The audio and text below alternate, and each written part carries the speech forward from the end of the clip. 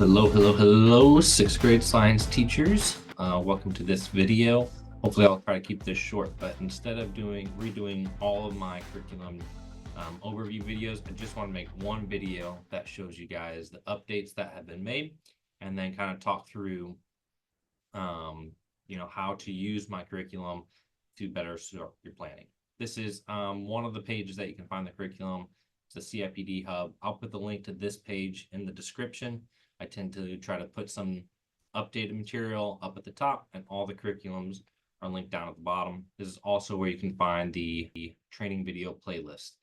So if you want to find any more specific videos, they're a little bit older, but most of the content should be fine. They're in those, and you can just click on this image and it'll take you straight to the scope and sequence for your grade level. So as you can see, if you're familiar with, if you've taught sixth grade before, this has a new fresh look to it. Didn't have any color in previous years. Now the color is just cosmetic, but that color will carry on within each curriculum map. So once you're in quarter one, it's all themed with some green highlights throughout. Quarter two has some orange, blue, and yellow. That's going to help when you shift over into a new unit. It kind of has a different feel. I think that might be useful. And that actually matches all the grade levels. So everyone's kind of switching and having a new feel as we move on, but it's mainly just cosmetic. Down at the bottom, I'll show these a little bit later, but these are updated and I will be continuing to update these. And I think these will be a useful tool in your assessment pocket to kind of give students another way other than just the standard district test, multiple choice. These are great, and they're excellent map prep. I'll show those when we're actually diving into the curriculum map. And then your quarter assessments, these will be PDFs for you to see what the tests look like. They're highlighted, which means I just need to go and update them, make sure I change a few of the questions for this year. But I'll try to keep the test the same each year, only modifying slightly with bad questions, integrating better ones, and that sort of idea. All the questions for these come from Discovery Ed, from the main resource, so it should be pretty fair. If you're looking at this and the font is too small, I do have a larger version. If you just click on this image twice, a link will appear. So that first one all fits onto one page. And then this is my one page, but front to back version. Font's a lot bigger, so it's a lot easier. If you're going to print something out, I might suggest doing this one because the font's going to be a little bit easier to read. But all the links, it's all the same. So I'll click on this, and this will take you to your first curriculum map. So your scope and sequence, how I envision you using this, is for planning out your year, kind of understanding your flow of topics and where you're going with things. But it's not really your day-to-day or weekly planner, so to speak. That's what's going to happen on the curriculum map. Your curriculum landing page, which is page 1 on here, pretty much the same. I think it's only got a few cosmetic updates. These over here, I've made sure that these links are all live and ready to go. So if you need to get to Discovery Ed, there's a quick link there. We have Gizmos, which is Explore Learning, our testing platform, Canvas. I'm not sure all sixth grade deals with that, but and if you want to go to that website I was just at, the CIPD Hub, this also will take you there. So that's useful. And then the map prep document, you'll find a lot of useful stuff there. But curriculum landing page is to help you plan out your unit.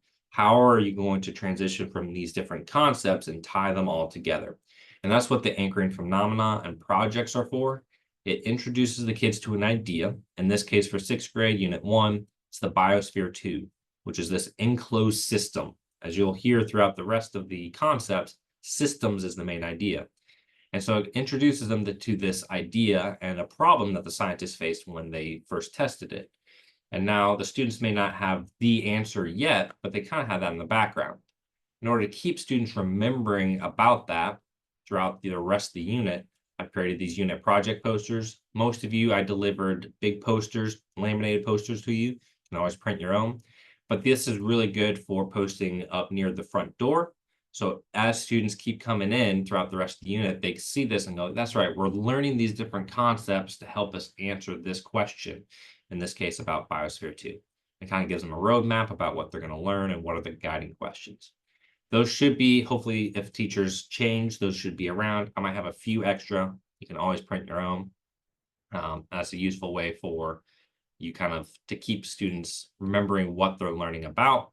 Always preview what the project looks like, because you'll come back to that phenomenon at the end so students can kind of answer and explain things with all the knowledge that they've learned.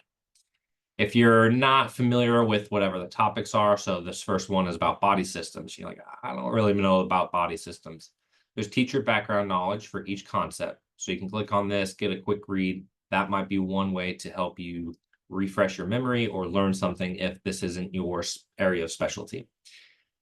I do have a couple example lesson plans, and I'll try to keep incorporating more. This one is, hey, how would you do a lesson within the first week or two using the curriculum app and everything? And then the second one, I started to create lesson plans based off the 3Ls training that we did last year. So it has a literacy component to those. Feel free to look at those and get inspired. There's documents that go with them. But so you can kind of see this helps me kind of think through my whole unit as a whole, but then my actual planning happens down below. And there's most of the updates come here. So the first update that you will notice is I've numbered the objectives now. So they're now numbered, and I've associated those with, once you down into the explore section, I've notated, hey, these sections deal with objectives 1 and 2. So when you're writing your lesson plans or you need to add it to the board, you can know, hey, if I'm doing stuff from these activities, I'm dealing with these 2 objectives. And then I put into bold some objectives that kind of go across pretty much all of the different things. So like the main objectives. So 3, 4, and 5, they're kind of broad and they kind of cover each of these, this nervous system, circulatory system, hormonal, digestive. They kind of cover all of them. So I just put them in bold to kind of go through all of them. So that will be useful for your lesson planning. Partway through the year, these started to show up, but these are videos, YouTube videos. They're directly linked and they tie directly to what's being taught that week. These are good for you as a teacher if you want to learn some stuff, but also it's really good for getting some good images of things that you normally can't see. Like we don't get to see the respiratory system because it's inside us. This video will help explain things, show it, how does it work. So I've put those links there. I'm not suggesting that the best course of action all the time is just to play all the videos. You could use an Edpuzzle. You could just play a short snippet. There's lots of different ways that you can use these. Maybe you assigned homework and you assign one of these as a way for students to have oh, I kind of forgot. They can watch the video. So those are useful. I've updated your hands-on and virtual activities column. So now if an activity or lab has that icon, that means that it's a hands-on. It requires some materials that you need to prep. And if it has this icon, that means that it's a virtual. So they'll need their laptops. So as an example, actually this first concept in 6th grade is all virtual ones. But this link here will get you to activity 8, which is the brain and your nervous system. And then I have been continuing to add videos, training videos for, hey, this is the video for how to do this lab. And where you'll find that is if you actually click on the icon over here, that's the video for me explaining how to do that activity. I haven't gone through and done all of them yet. You might see later on, if there's a star next to it, that means I haven't got the video yet. But I've been trying to do that. So as an extra support for teachers, hey, I'm not really sure how to do this lab. I've gone ahead and gotten the materials. I tell you how it works. So very good resources there if you click on those. I don't include them for gizmos because those have all the resources there. I do have a training video for gizmos if you're interested in that. That's kind of the main updates over there. The main update there's 2 updates I want to show in the actual activity flow. When you're doing the actual activities and pulling from Discovery Ed, feel free always to incorporate some of the stuff that I brought in, gizmos, the videos, or your own kind of styled things. But I like to look at the activities in Discovery Ed, kind of look at a block of them, see what they have available, and develop my own lesson through that. And sometimes it makes sense to have students do activity 7 in the book, or have them assign it online because it has something digital that you want to use. Sometimes it makes sense to use that. Sometimes it makes sense for you just to, hey, it has a video. I'm just going to play the video. The students don't have to all get devices out. So you see, it's kind of just how do I best take this information and get it to my students in a unique way? I know some schools do stations. You could do different activities at different stations. Might be a great idea, but be very flexible in how you kind of incorporate all these activities. And don't feel like you just have to go through one after another, either digitally or through the book. Sometimes it makes sense to use those, sometimes it doesn't. As students are learning, though, Discovery Ed had these main idea graphic organizers. And I like the idea of them. They were, hey, what's the main question that you're trying to answer for this concept? What's the evidence that you've collected? And then what's your reasoning behind it?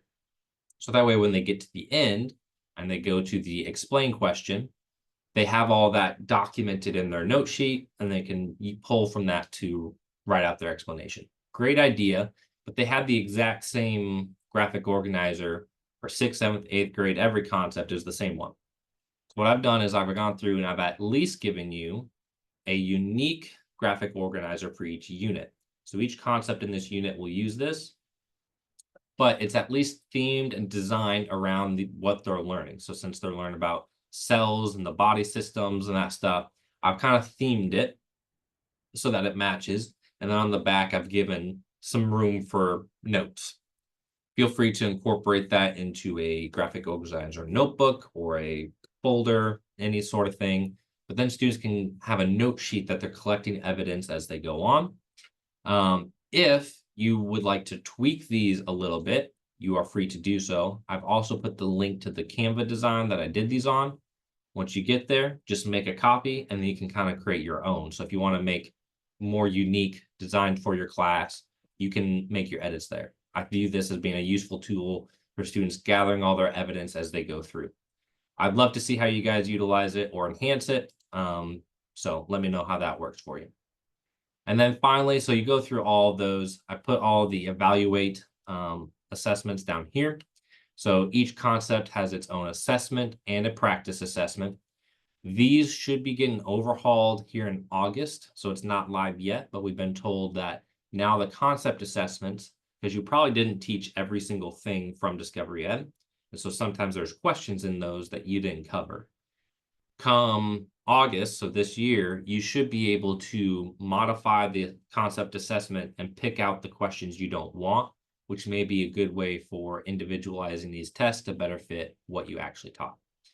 The way I use these is I'm looking through these to pull questions for our quarter assessment. So that way that they're actually being pulled from what students should have been learning.